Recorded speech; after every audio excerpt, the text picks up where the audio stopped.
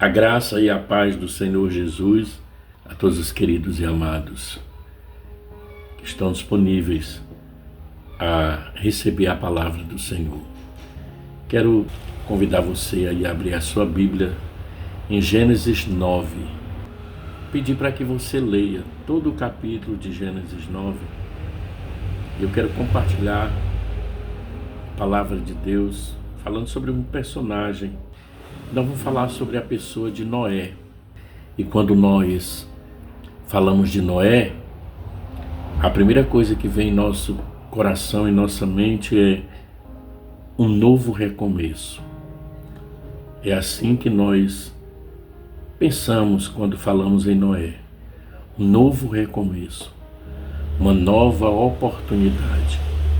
Quem sabe você está precisando de uma nova oportunidade, de um novo recomeço na sua vida. Esteja atento a essa palavra. Com certeza Deus vai falar ao seu coração. Quando Deus fez o homem, Ele não o fez pensando em destruí-lo, mas Ele o fez para que este glorificasse o seu nome para sempre. Mas o pecado distorceu esse alvo e o homem se tornou cheio de pecado.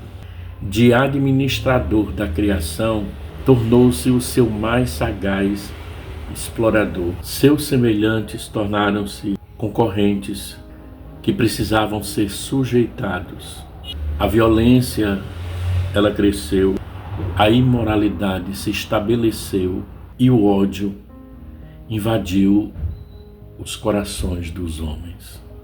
Essa é a verdade. E aí então, meus queridos, Deus vai perceber que o homem estava se movendo pela carnalidade e resolve assim destruí-lo por meio de um dilúvio. Mas contudo, pela sua grande bondade e misericórdia, Deus concede à raça humana, por meio de Noé e sua família, a chance de um novo começo. Por isso que eu falo que nesse texto a gente pode extrair essa verdade. Talvez você possa se perguntar o porquê dessa palavra, o porquê compartilhar a vida de Noé, se não haverá mais nenhum dilúvio. O desejo de expor esta palavra não é de provar a amplitude ou extensão das águas, nem mesmo aferir onde está a prova da Arca de Noé. Mas eu quero de coração levar você a refletir nessa palavra e perceber as possibilidades que Deus nos concede sem dilúvio de trabalhar por um novo começo. Isso porque, meus queridos e amados, nessa longa caminhada da vida, muitas vezes nossos objetivos familiares, profissionais, sentimentais e sociais parecem ter perdido seu alvo e finalidade. E aí nós somos levados então ou à desistência ou ao novo começo. E aí é onde eu quero extrair desse texto, observando a vida desse homem, desse personagem da Bíblia chamado Noé, quanto a este novo recomeço, a essa nova oportunidade que nesse momento eu creio que Deus está dando para você. Porque Deus é um Deus de oportunidades. Ele é um Deus que abre porta onde não tem porta. Ele é um Deus que visita o seu povo. Ele é um Deus que se preocupa com cada um dos seus filhos. Ele é um Deus que busca a salvação do perdido, do homem. Por isso que nós temos nessa palavra como uma fonte inesgotável que nós podemos saciar a nossa sede e matar a nossa fome. E aí então, quem é Noé? Noé era descendente de Enoque, que andou com Deus e Deus o tomou para si. Seu avô era Metusalém. um dos personagens bíblicos que mais viveu sobre a terra. O pai de Noé se chamava Lemeque, ou Lameque. Noé teve 3 filhos, e o nome deles era Sem, Cão e Jafé. A vida nos dias de Noé direcionou-se a um comportamento de afronta ao Deus Todo-Poderoso. A Bíblia diz que os homens casavam-se, davam-se em casamento, viviam sem nenhuma orientação de Deus. A violência, a imoralidade, a carnalidade se espalhavam. Porém, em meio a um mundo tão perdido, Noé acha graça aos olhos de Deus. Deus olha do céu e percebe um homem que ele poderia contar com ele.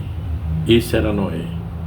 E aí, quando aquele pecado, quando aquela desobediência, quando aquela afronta chega como um mau cheiro às narinas de Deus, ele prepara um dilúvio para destruir toda a carne debaixo do céu. E aí você vai perceber no texto que Noé, ele recebe de Deus a orientação para construir uma arca de madeira e betume para abrigar os animais, as aves e a sua família durante aquele período de juízo do Senhor sobre a terra. Assim, após as águas baixarem, Noé sai da arca com a possibilidade de um novo começo. E aqui é onde nós podemos extrair verdades maravilhosas que fala profundamente ao coração, que tem o poder, que a palavra de Deus ela tem esse poder para mudar todo o sentimento, toda a forma, todo o andar do homem aqui nessa terra. E nessa situação que aconteceu ali com Noé, esse tratamento de Deus com os homens desobedientes, e a oportunidade que Deus dá para Noé, diz para nós que o nosso Deus é um Deus que te dá novas oportunidades, direito para que você possa começar ou recomeçar a sua vida. E observando aqui nesta palavra, e aí eu quero mostrar para você essa atitude de Deus em relação ao homem através de Noé, que fala sobre esse começo, esse novo começo ou recomeço. E são 4 pontos interessantes que eu quero passar para você. Primeiro, o novo começo é fruto do amor de Deus. Segundo, o novo começo traz sérios desafios. Terceiro, o novo começo e a velho pecado. Quarto, um novo começo com sólidas orientações. A possibilidade de um novo começo para a raça humana veio patrocinado pelo grande amor e bondade de Deus. Sem dúvida nenhuma, Deus não necessitava e nem necessita do homem para ser mais Deus ou menos Deus. Deus é o que é e pronto. Continuaria sendo Deus com ou sem o homem. No entanto, Deus é amor. Olha o que diz aqui em 1 de João, capítulo 4, e o versículo de número 8. Quem não ama não conhece a Deus, porque Deus é amor. E esse amor de Deus manifestou-se graciosamente na história de Noé e sua família, dando a eles uma possibilidade de um novo recomeço. Em Gênesis 6, versículo 8, diz assim: a Noé, porém, o Senhor mostrou benevolência, bondade, misericórdia. É isso que Deus faz com o homem. Ele ama, e foi por esse amor que ele permitiu a Noé esse novo começo na vida dele. Aquele mundo nos dias de Noé trazia grande desgosto ao Senhor. No capítulo 6, o versículo 6 de Gênesis, a Bíblia vai dizer o seguinte: então o Senhor arrependeu-se de ter feito o homem sobre a terra, e isso cortou-lhe o coração. Então Deus estava com o coração muito triste. Aquele contexto em que Noé vivia antes do dilúvio era um contexto, a situação que os homens viviam entristecia demais o coração de Deus. E apesar da Bíblia mostrar que Noé era justo, reto e temente a Deus, ele era homem. Sem o amor gracioso de Deus, não haveria um novo começo. Aconteceu também com Pedro. Pedro, ele chegou a dizer, lá em Mateus 26:35, ainda que me seja necessário morrer contigo, de modo nenhum te negarei. Porém, ao ser preso o Senhor, Pedro o nega por 3 vezes, o galo canta e ele se retira em aflição de alma. Mas após a ressurreição, o Senhor convoca os discípulos, em especial a Pedro, para trazer um conforto, um consolo ao coração daquele homem que estava tão angustiado por ter negado a Jesus. Depois Jesus prova esse amor de Pedro por ele, perguntando 3 vezes para ele: Pedro, tu me amas? E após a rendição de Pedro, Jesus concede um novo começo ministerial e de vida.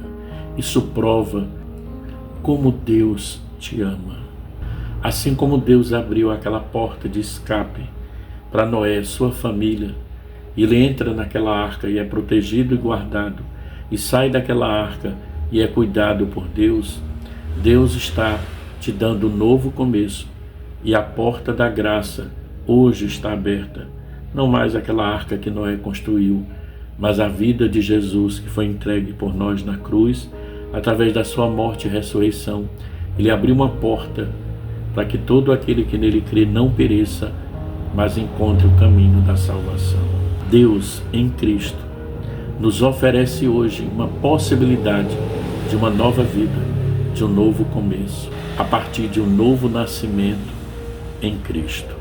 Mas precisamos entender uma coisa: se Deus está te dando a oportunidade de um novo começo, esse novo começo ele vem e ele traz sérios desafios. Assim foi na vida de Noé. Desafios que não são superficiais e nem pequenos. Desafio de ser pai de uma nação, de uma humanidade agraciada e transformada em seu viver. O desafio agora de ser exemplo e padrão para uma descendência que viveria para Deus e não a partir da carnalidade.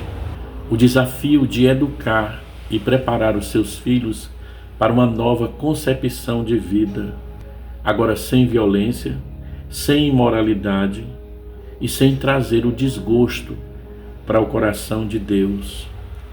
Esses mesmos desafios nós temos que compreender que são nossos também, de abandonar a antiga vida, os antigos padrões. Paulo vai dizer o seguinte, em 2 Coríntios 5,17: em Cristo somos novas criaturas, as coisas velhas já passaram, tudo se fez novo.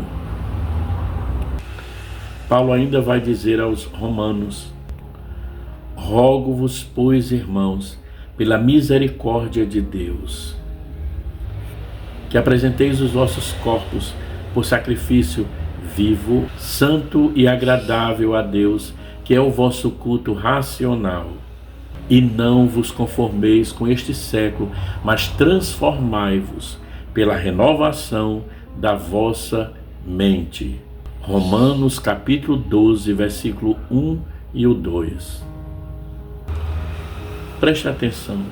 A responsabilidade de um futuro melhor estava nas mãos de Noé e está nas mãos de cada um de nós hoje. Cada um padrão ético, moral, social e espiritual advindo do amor de Deus. São enormes os nossos desafios em um mundo corrompido e apodrecido. Um mundo que não é diferente dos dias de Noé. Quais são os desafios que Deus tem posto diante de você? E a pergunta é: como que você tem reagido a eles? Com o novo começo que Deus dá para Noé, que Deus dá para cada um, com ele vem a luta pelo velho pecado. Veio o dilúvio, Deus poupou a Noé. E Noé agora sai da arca. Não existia mais uma influência de uma humanidade pervertida. Não havia outras pessoas ao seu redor para levá-lo para o mal. Não existia mais o incentivo social à baderna e à desordem. Mas entenda, o pecado no interior do homem não foi destruído. Só a humanidade foi contaminada por ele. E o tempo passou. O que aconteceu? Noé voltou a pecar. No final do capítulo que você leu, em Gênesis 9, você vai ver a embriaguez de Noé. Passou a se despir, ficou nu em sua tenda, e Cã, o seu filho, viu a nudez do pai e passou a caçoar do seu comportamento. E aí Noé vai amaldiçoar o seu filho. E todo aquele rebuliço anterior ao dilúvio vai recomeçar. Noé se embriaga e deixa-se ser seduzido pela carnalidade. Gálatas 5:21. Olha o que diz aqui na palavra de Deus, na Bíblia Sagrada. E inveja, e embriaguez, orgias e coisas semelhantes, eu os advirto, como antes já os adverti. Aqueles que praticam essas coisas não herdarão o reino de Deus. Paulo, escrevendo aos Romanos 8:8, vai dizer que quem vive na carne não pode agradar a Deus. Deus estava concedendo um novo começo para Noé, mas com esse novo começo vinha grandes desafios, constante luta contra a velha natureza, aquela natureza pecaminosa que distancia o homem de Deus, que separa o homem de Deus. Consequentemente, o pecado que trouxe a separação de Deus, em Gênesis capítulo 3, provocou a morte de Abel. Em Gênesis capítulo 4, uma convulsão social em Gênesis capítulo 6, e a confusão na família de Noé em Gênesis capítulo 9. Como tem sido a sua luta contra a natureza pecaminosa? Quais são as armas que você tem usado? O inimigo, ele faz de tudo para tirar você da presença de Deus, para tirar você da igreja, para fazer com que você fique para lá e para cá.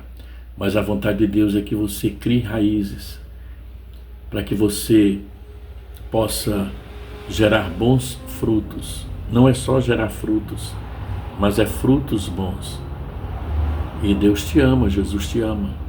Não importa o que falam, o que digam a seu respeito, ou o que pensem de você. O importante é você estar na presença de Deus. É você estar firme, fundamentado, enraizado, aonde Deus te colocou, com o coração aberto para obedecer à vontade de Deus e usar as armas necessárias que Ele te deu para lutar e vencer, que não são armas carnais. Não se vence o mundo, a carne, o inimigo, com armas carnais, mas sim com armas espirituais. Quarta e última consideração que eu quero compartilhar com você: novo começo, com sólidas orientações. Deus dá um novo começo, mas Ele não vai te deixar só.